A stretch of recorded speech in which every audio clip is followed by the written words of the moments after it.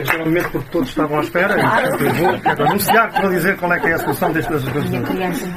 Não, eu queria dizer, bom, em primeiro lugar queria dizer com muita franqueza que fantástico fim de tarde que estamos aqui a ter. Eu sinto isso e queria agradecer muito à Ana e ao Manel pela generosidade da vossa leitura e do vosso comentário a este livro. Não é no sentido de que disseram coisas bonitas, não, é no sentido de que enriqueceram imenso a reflexão que nós procuramos trazer para estes momentos de debate.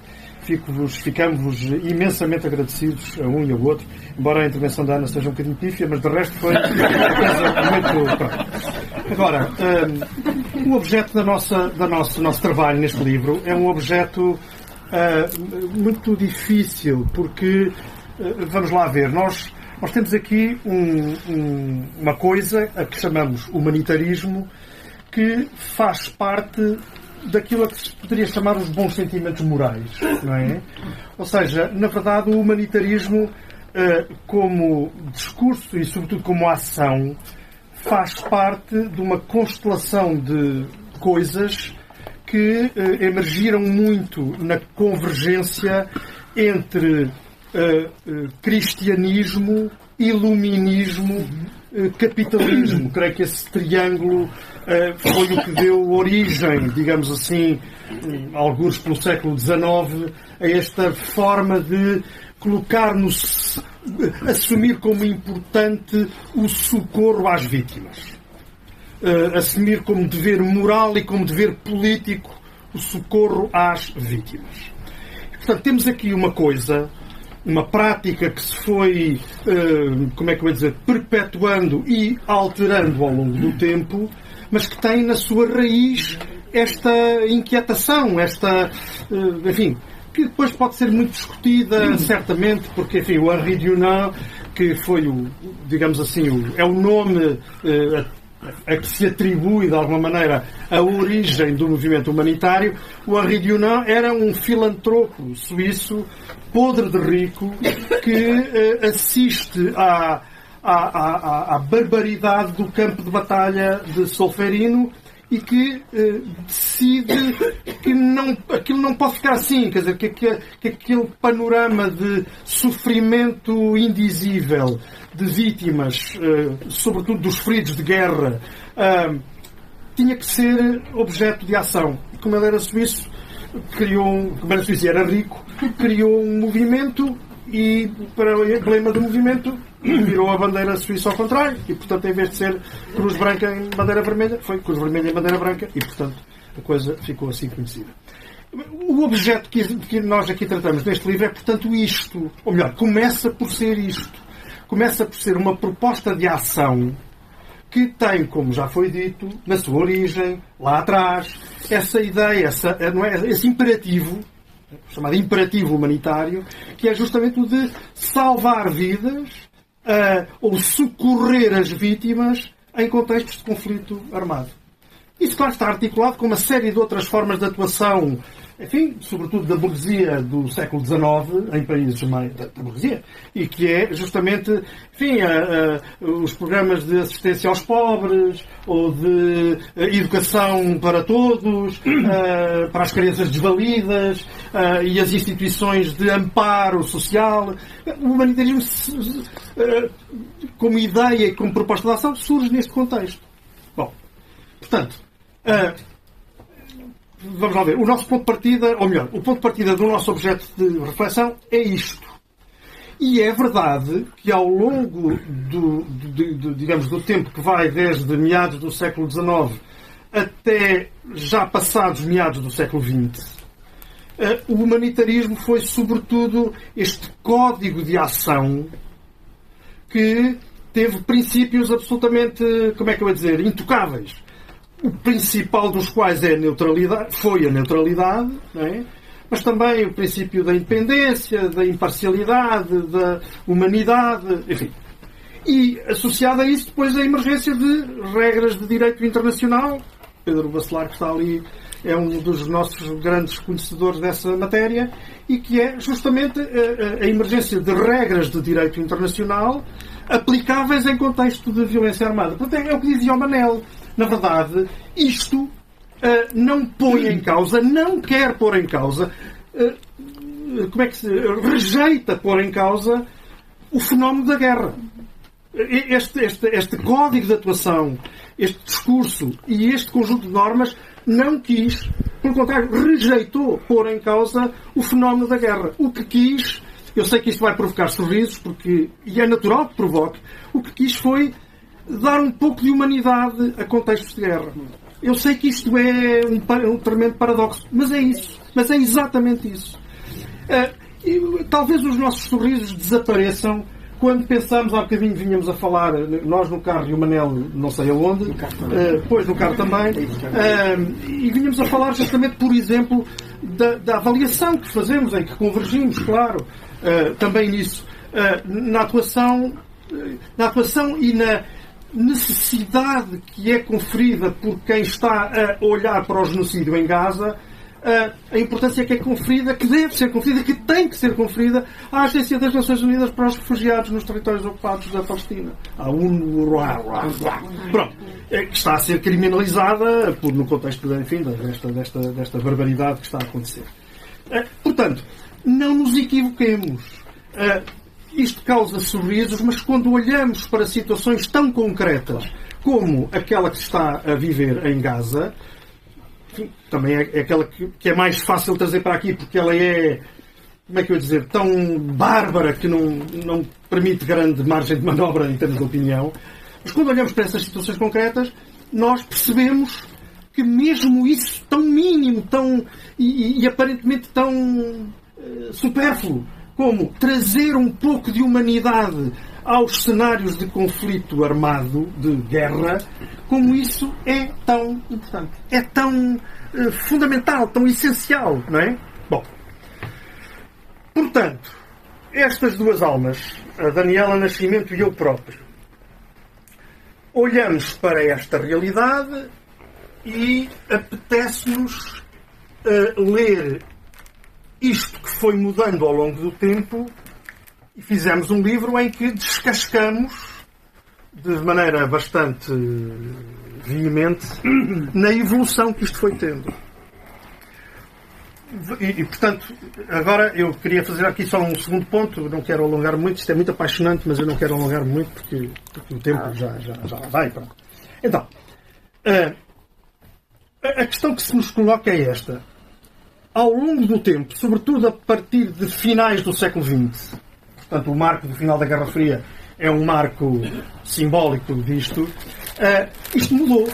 Isto mudou no sentido em que esses princípios tradicionais da neutralidade, da imparcialidade, da independência, da maneira, isso foi claramente posto em causa pelos próprios membros de participantes em operações humanitárias, que colocaram as questões dilacerantes que a Daniela há bocadinho identificava. Quer dizer, como é que podemos ser neutros perante um genocídio? Como é que podemos prestar assistência humanitária ao genocida e à vítima de genocídio?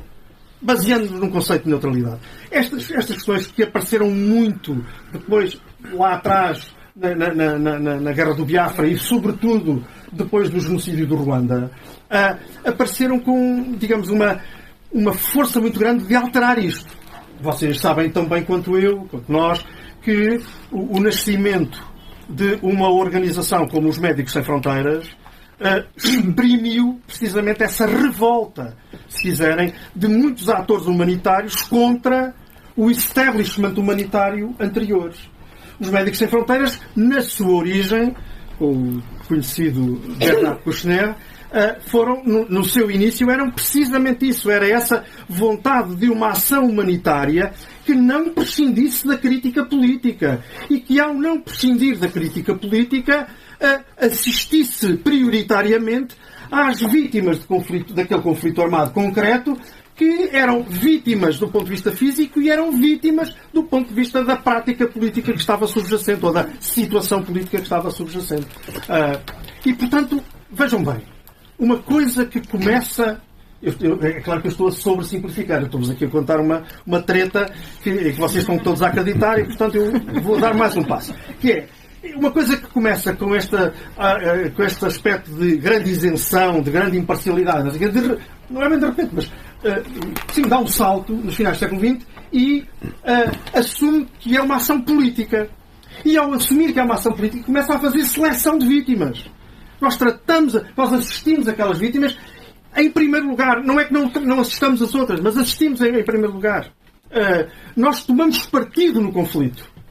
Nós não somos neutros perante nós, agências humanitárias, não somos neutros perante aquele conflito. Tomamos partido perante ele. Porquê? Porque nós queremos não só curar as vítimas agora, como criar condições para que não haja produção de novas vítimas. E aqui é que está o buzilis da coisa. Ou seja, década de 90, entrada no século XXI, o discurso que se instala, a agenda que se instala, em termos internacionais, é a de não só socorrer as vítimas, mas integrar a ação humanitária num pacote mais global que envolve o chamado triângulo HPD, humanitarismo, paz e desenvolvimento. E isto significa, em concreto, somos contemporâneos disso, sabemos de que é que eu estou para aqui a falar, de operações que nos SUIs globais todos, o que fizeram foi operações de engenharia institucional, económica, social, até cultural, de reformulação, de redesenho de Estados, de sociedades, de economias, com a alegação de que se estava a construir uma sociedade que já não geraria conflitos. Era aquilo que se dizia com tanta frequência, que era ir à raiz dos conflitos. Atacar a raiz dos conflitos. Em 92, o então secretário-geral das Nações Unidas, Boutros Ghali, publicou um documento daqueles que fica para a história, chamado Agenda para a Paz, e em que precisamente o que advogava... Desculpa lá, que assim não dá. Mas as pessoas estão a se esforçar, eu estou a dar o meu melhor. Lá porque a tua intervenção não foi grande coisa, também... Pronto. E, portanto, é isto que acontece, percebem? Quer dizer, há aqui uma transmutação. E, portanto, nós temos, na década final do século XX e nas décadas que temos do século XXI, não tanto, na primeira década e meia do século XXI, nós temos operações humanitárias que integram tudo.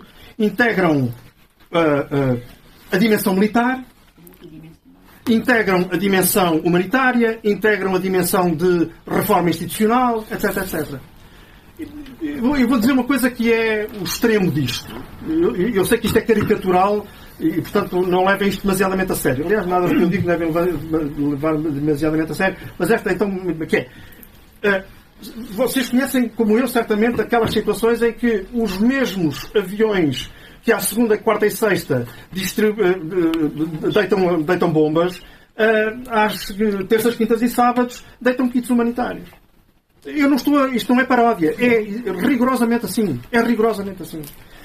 E, portanto, isto para dizer que portanto, a tendência até para a militarização da ação humanitária é uma realidade. Enfim, toda a retórica sobre a intervenção humanitária, a responsabilidade de proteger, e tudo isso, veja-se o que aconteceu na Líbia, é o caso. Bom, para terminar, porque já disse coisas demais, queria só dizer uma coisa, que é a seguinte.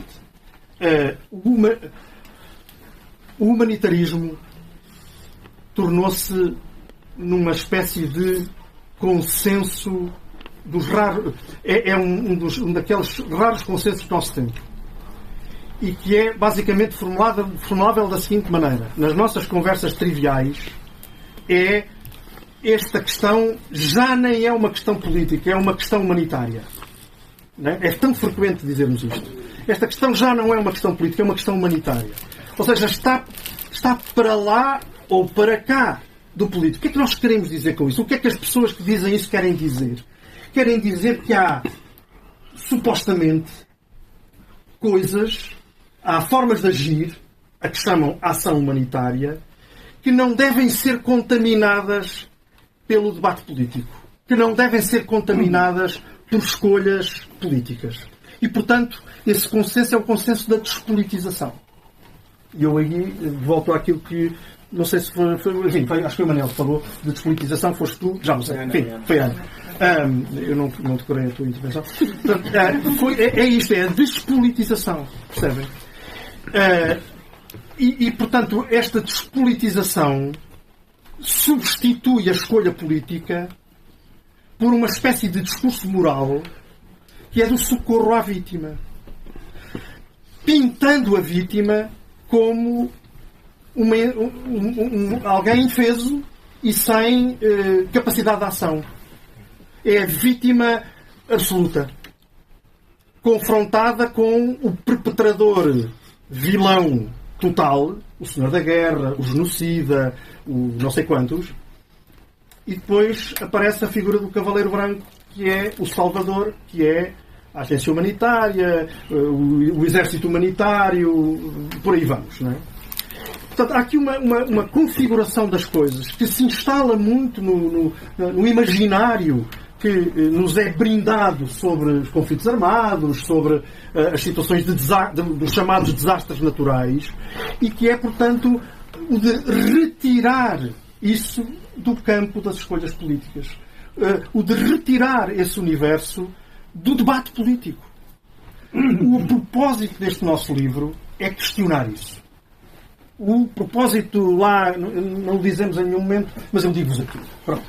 Que é, o propósito da nossa escrita é questionar isso. E só quero terminar dizendo que este questionamento é um questionamento difícil. Muito difícil. Porque é verdade que isto se questiona, por exemplo, através da historicidade disto. Mostrando que o batismo foi uma coisa, passou a ser outra, e hoje já é outra diferente, etc. Isto desconstrói-se mostrando como há relações de poder dentro do campo humanitário. As grandes associações humanitárias versus as pequenas de base local que são pura e simplesmente invisibilizadas e que não têm basicamente acesso a financiamento para poderem atuar no terreno. Portanto, isto é, desconstruir isto é possível. E nós queremos desconstruir a nossa proposta, a nossa escrita, vai nesse sentido, de mostrar essas relações de poder, mostrar digamos, essa historicidade, mas isto tem um problema. E o problema é que o risco disto é o de a crítica nos desarmar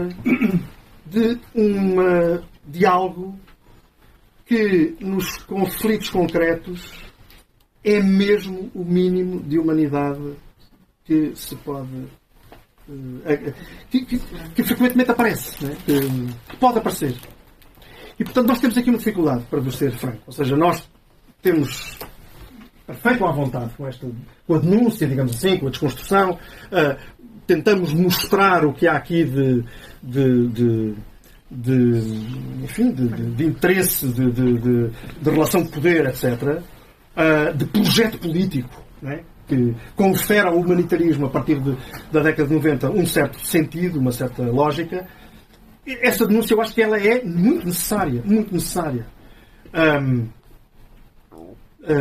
Costumo citar, a Daniela já está enjoada desta situação, mas é a vida, é assim. São duas citações, fica sempre bem. Não é? Uma delas é do Walter Benjamin, a outra é de um tipo da ação humanitária. A do Walter Benjamin é conhecida, que é de que não há nenhum documento de cultura que não seja ao mesmo tempo um documento de barbárie. E, portanto, é disso que estamos a falar, é desta ambivalência profunda desta realidade, e nós temos que saber que as duas dimensões coexistem, e, portanto, isso é o que torna a coisa difícil e, ao mesmo tempo, apaixonante. Mas há uma outra citação que vos queria trazer, apenas uma expressão, que é de um dos pensadores que vem do mundo humanitário, portanto, que foi um homem que, participou de maneira muito, muito, muito empenhada em várias operações humanitárias, ao nível mesmo até de decisão, dentro do aparelho das Nações Unidas, etc., um italo-americano chamado António Donini, e que, a certa altura, aliás, um bocadinho na sequência do Tony Negri e do Michael Hart, ele diz o problema das associações humanitárias, dos atores humanitários, é que é que funcionam como as ordens mendicantes do Império. Como as ordens mendicantes do Império. E isto é lixado. A gente trabalhar, porque, quer dizer, no fundo, digamos, a sua função objetiva versus a subjetividade do seu trabalho. Não é? Pronto, portanto, em suma, é um livro que nós escrevemos com prazer e, sobretudo, temos imenso prazer, imenso gosto em vir ao Porto, a vários sítios, conversar com pessoas como vós, que querem perder um fim de tarde para ouvir coisas muito bonitas e muito bem ditas pela Ana e pelo Manel, e depois coisas muito interessantes ditas pela Daniela, e mais nada. Pronto. Muito obrigado.